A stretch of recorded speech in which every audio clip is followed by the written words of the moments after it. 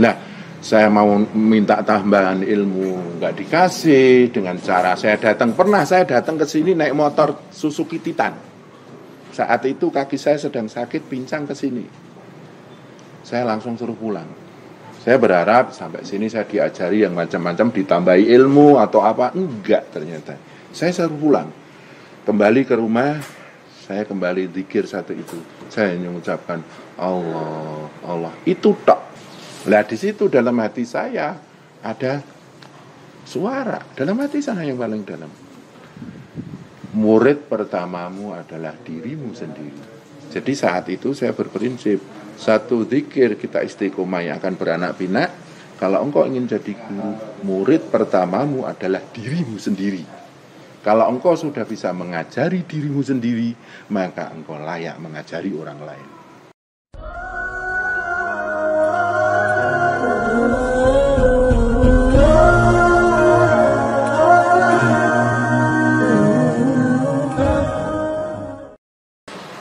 Saya kenal beliau, Kang Agus, di Majelis An-Nasir sini ya, di Cirebon sini,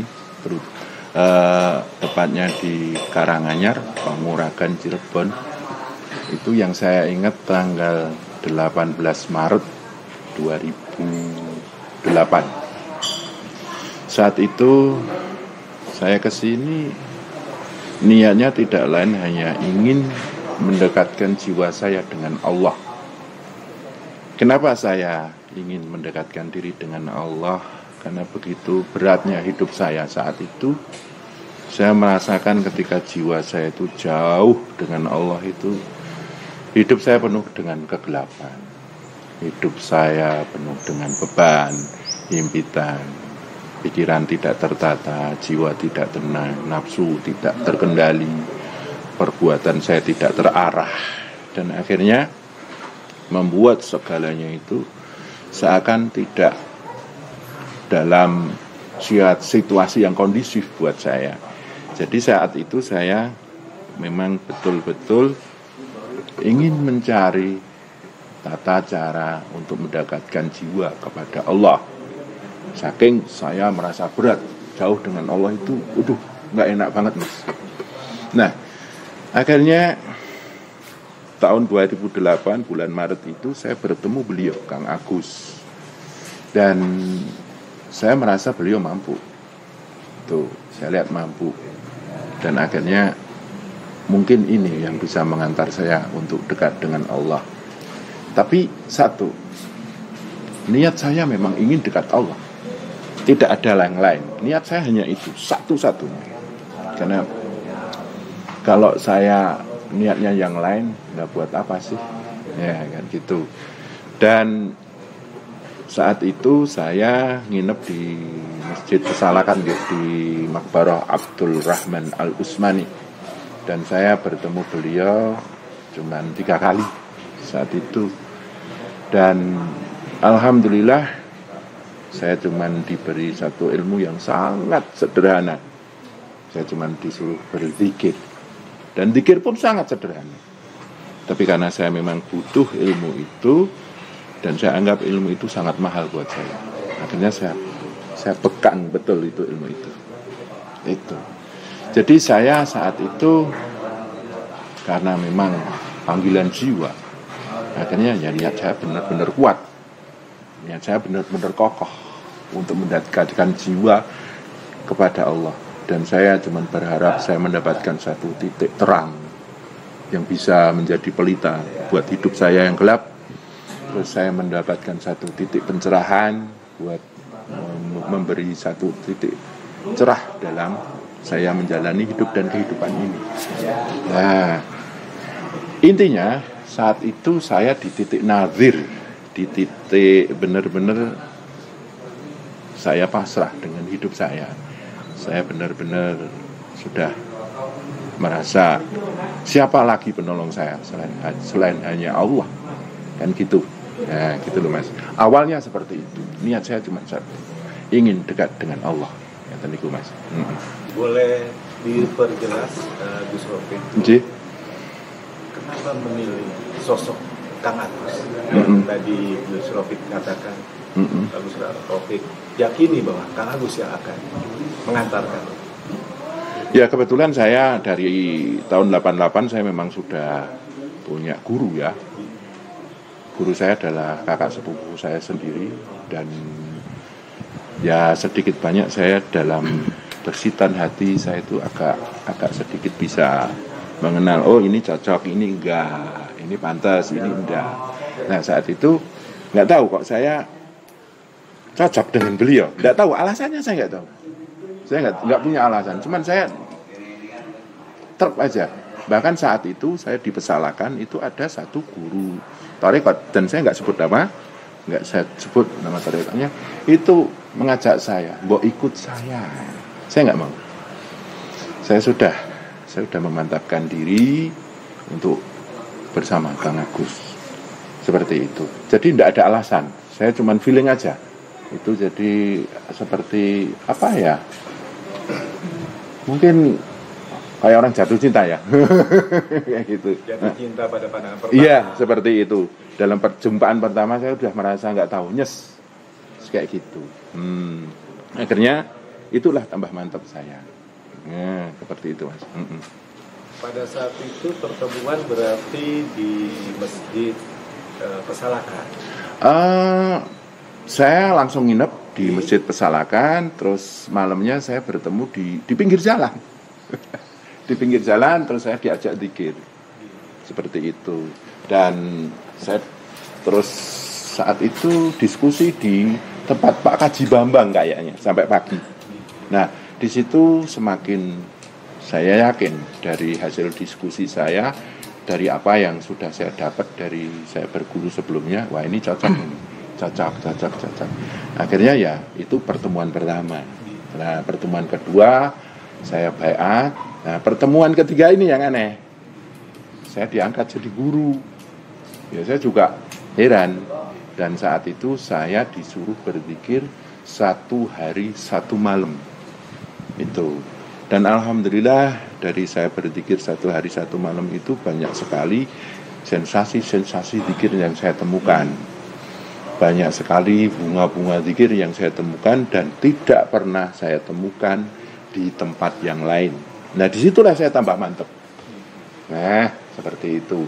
Akhirnya proses demi proses terjadi selama 18 hari.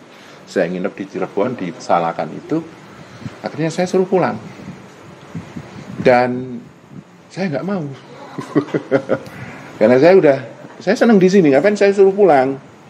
Saya nggak mau. Saya takut pulang ke Jogja. Kenapa? Saya takut dengan keadaan saya. Saya gelap. Saya tidak punya pencerahan. Tapi karena beliau mengatakan pulanglah, jadilah guru untuk mengajarkan Satariyah di Jogja. Akhirnya bismillahirrahmanirrahim saya pulang. Tapi mohon maaf, dalam batin saya nangis. Kenapa secepat ini saya harus pulang? Seperti itu. Dan mohon maaf, saya belum menemukan titik ilmu yang matang. Kenapa saya harus pulang untuk mengajarkan Satariyah? Seperti itu. Dan proses berjalan ya. Saya jauh dengan Kang Agus di rumah saya. Dari zikir ke zikir saya lakukan, terjadilah satu proses. Akhirnya pematangan, pendewasaan dalam diri saya. Begitu, Mas. Yang jelas, satu dari awal niat saya memang ingin dekat dengan Allah. Itu saja. Dan saat itu saya belum paham baiat itu apa. Saya nggak tahu.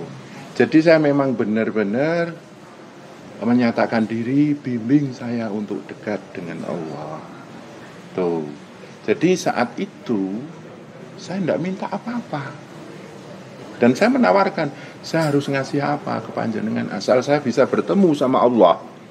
Nah, seperti itu. Tapi nggak semudah yang kita bayangkan ya. Ternyata ketika saya berguru sama beliau, Kang Agus, itu banyak sekali tata cara beliau yang sangat misterius.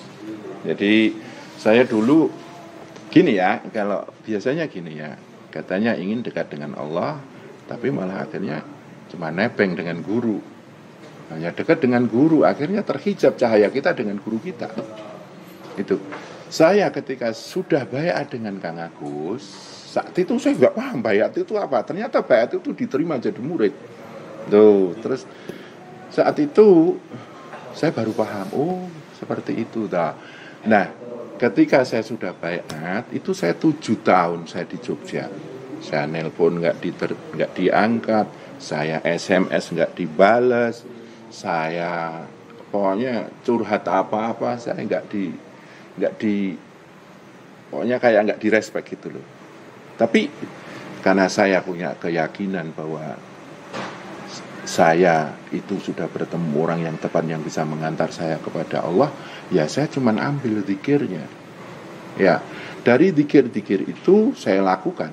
Zikir saya cuman satu, saya cuman ngucap Allah ta'til. Zikir nafas saat itu. Tarik nafas, saya rasakan Allah. Seperti itu.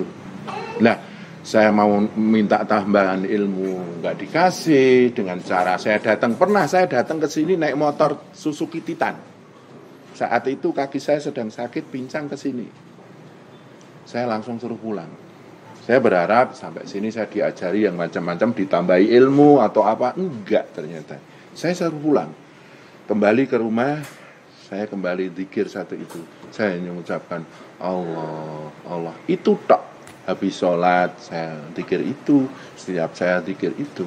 Nah, dari situ saya ada satu suara di sini. Di dalam hati saya ada suara.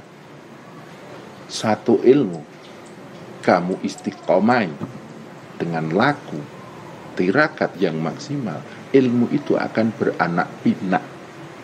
Nah, alhamdulillah dengan satu zikir yang sederhana itu ilmu saya akhirnya kok saya bisa gini ya, sensasinya ini, akhirnya bertambah ilmu saya.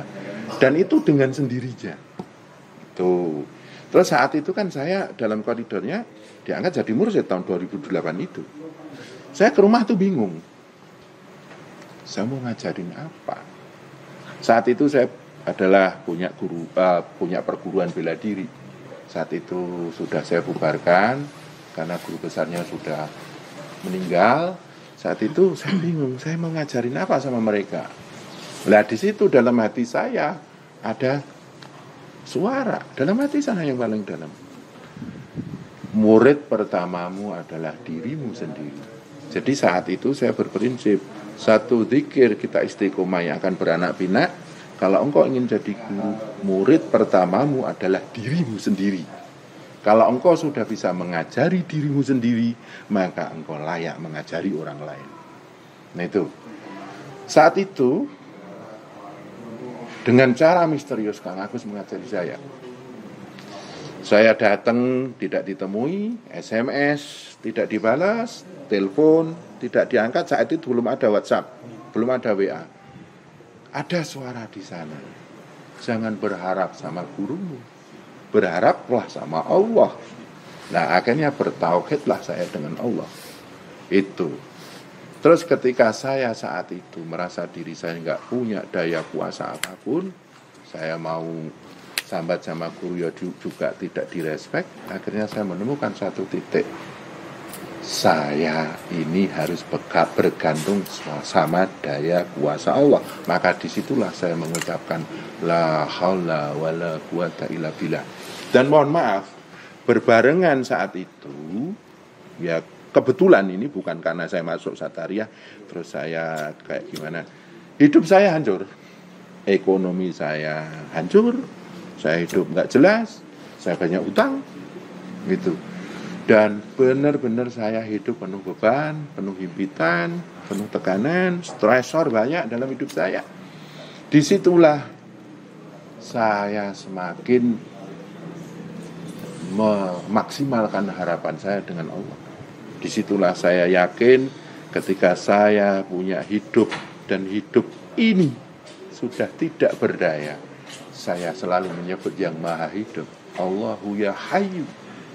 Ketika saya seperti itu, hidup dalam himpitan, gelap, tekanan, dan lain sebagainya, saya yakin Allah yang maha memelihara aku. ya Qayyum, Allahu ya Qayyum, kayak gitu. Terus ketika saya mau mengajari orang, wong saya bodoh. Dan mohon maaf, saat itu mursyidnya adalah Kang Agus, Kiai Marsam, dan saya. Dan saya itu ada cap. Saya adalah mursyid terbodoh. Saya itu mursyid yang paling sulit belajar. Dari cap bodoh itulah saya belajar. Kang Rafiq itu adalah mursyid paling bodoh. Disitulah saya dalam setiap zikir saya, ya Allah, saya terima kebodohan ini. Engkaulah yang maha pintar. Dan disitulah saya terus akhirnya mendapatkan satu titik ilmu. Di otak saya selalu saya sebut Allahu ya alim, Allahu ya alim, Allahu ya alim. Di hati saya Allahu ya hadi, Allahu ya alim, Allah yang maha pintar. Engkau akan memintarkan diri saya yang bodoh, otak yang saya yang bodoh ini. Allahu ya hadi, Allah akan memberi petunjuk pada hati saya yang gelap. Itu berkembang terus.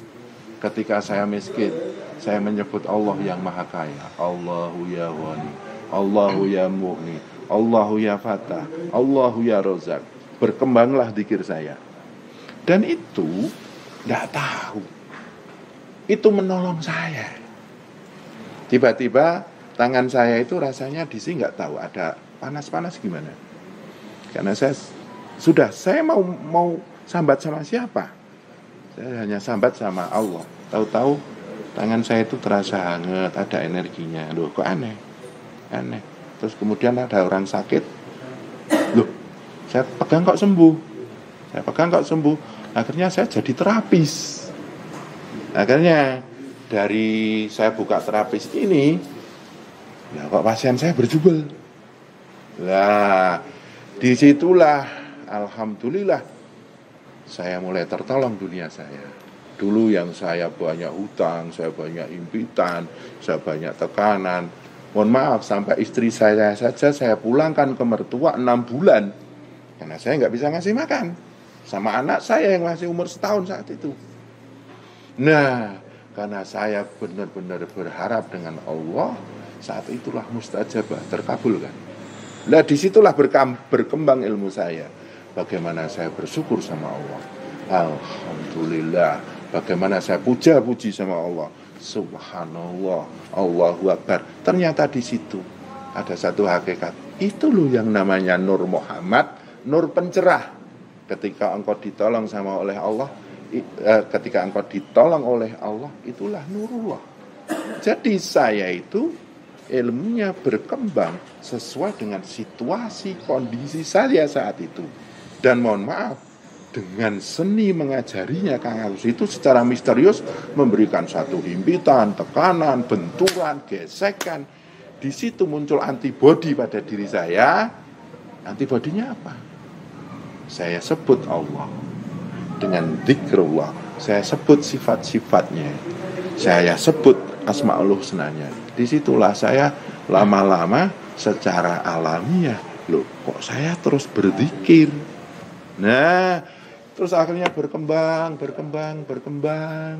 Saya dulu zikirnya cuma habis sholat 5 menit, 10 menit, 1/4 jam.